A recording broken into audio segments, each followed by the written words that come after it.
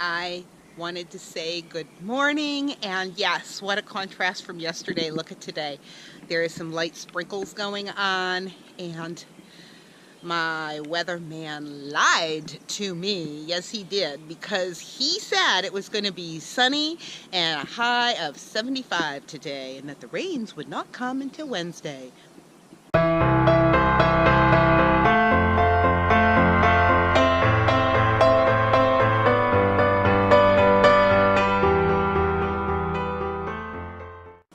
Yeah, he missed it just a little bit, do you think?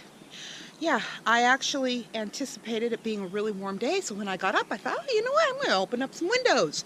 Well, yeah, once my house got to be 61 degrees, I realized that, you know what, it's colder outside than what I might have realized. Silly me. But I did get a little bit of work done yesterday after I talked to you folks, and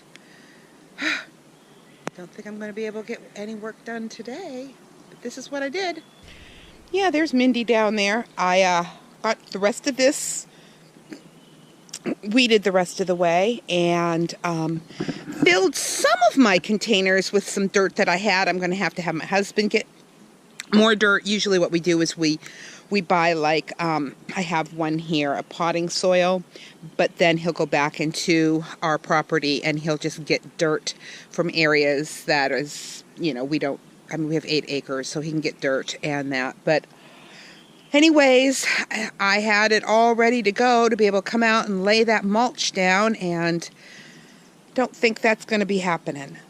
Hey, I have had a very productive morning.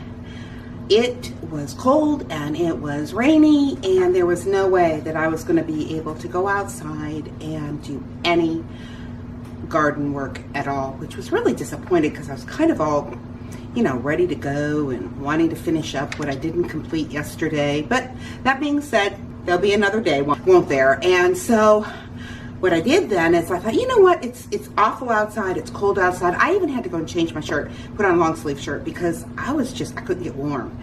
And what I ended up doing then was I got a load of laundry done. I got a load in the wash right now. And then I looked at my laundry detergent and I thought, you know what, I'm going to make more laundry detergent, because if I make it now, I won't have to make any more till the end of summer. So I got that done. I just started grating the soap and just started doing everything, and I was watching YouTube videos while I was doing it, and I mean, before I knew it, I was done. I was just, wow, okay, that was quick. And so then I thought, well, how can I warm up my house? Use my oven. So I went through some recipes and I found some blueberry muffins that I thought would be really good. And I'm going to make a double batch because this recipe only makes 12 muffins. So I'm going to make a double batch so I can freeze them. And I like to freeze them in groups of 4. So that's what I'm going to do. And this is a grain-free recipe, and there's no dairy in it either.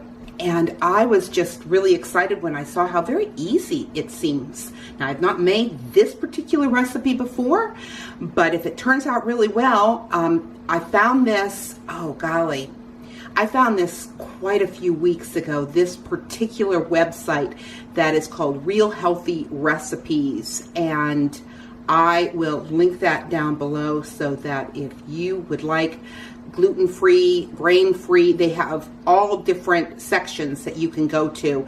It was just really convenient. And I have used their recipes in the past, but I've never done this one. So I thought, as you can see behind me here, I got a lot of stuff out, and I'm going to get started on that. And I thought maybe you'd like to join me. So let's get going, shall we?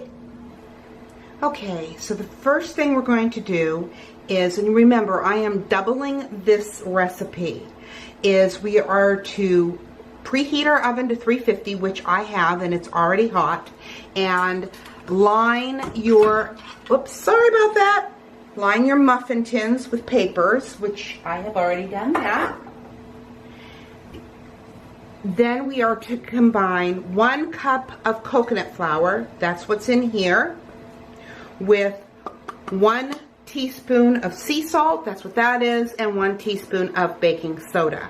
And we are just to mix this together. And I realize, you know, this is a really big bowl, but I just wanted you to be able to see what I was doing. So we just mix that together. And now what we're going to do is we are going to combine the eggs, the coconut palm sugar, the coconut oil, and the vanilla extract all into our mixer here. It says to use a food processor, but as I said before, I don't own one, so we're just going to use what I have, and that is a mixer. So take that out because I need to crack 12 eggs because the original recipe is 6. And if you're wondering like why that is such a large amount of eggs, is because that is how most of the grain-free recipes are, because you need the eggs to hold everything together.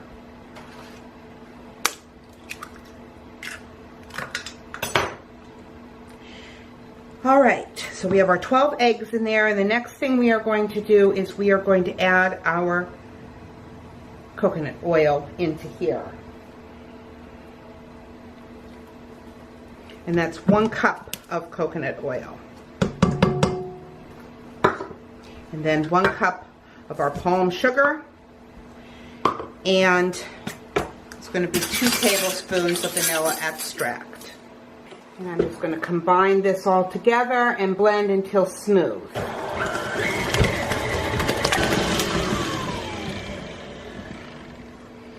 Okay, and then what it says is that we are to add our dry ingredients and blend more until it's smooth.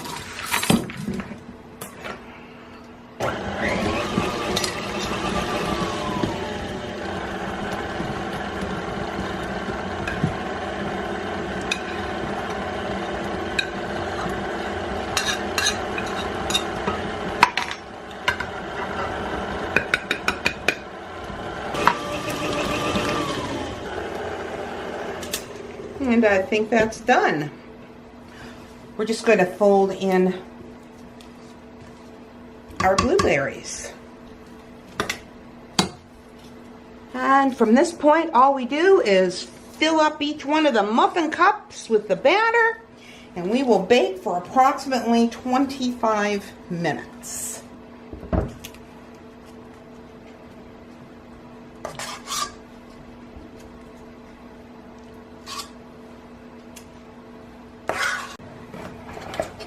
Okay, so I'll stick these in the oven and we'll see how they turn out.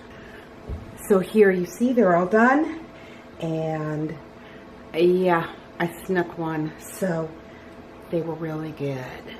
One of the things that I do want to make sure that you understand that you need to take these out of your muffin pans immediately.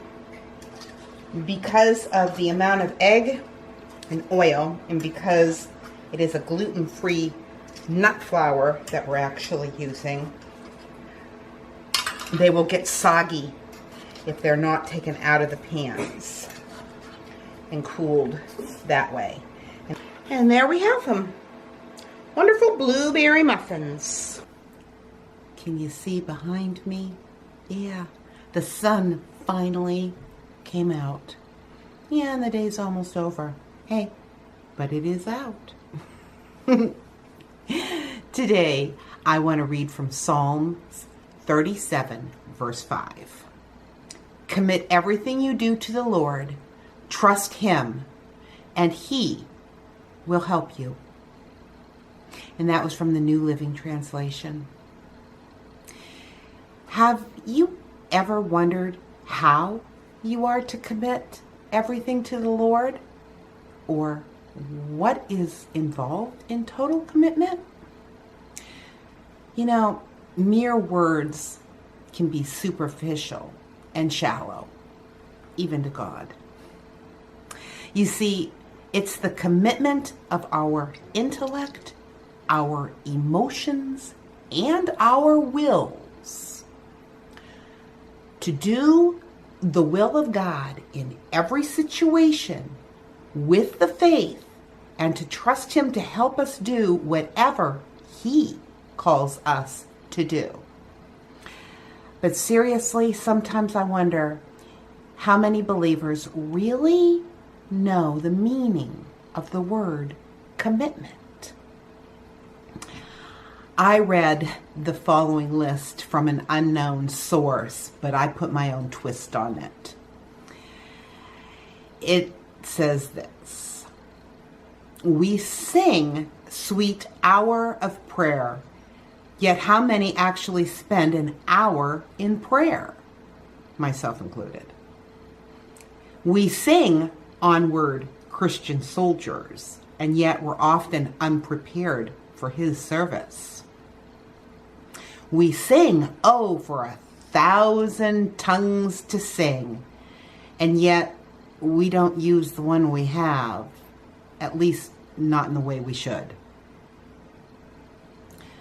We sing, I love to tell the story, but how many of us witness to the love of Christ to others?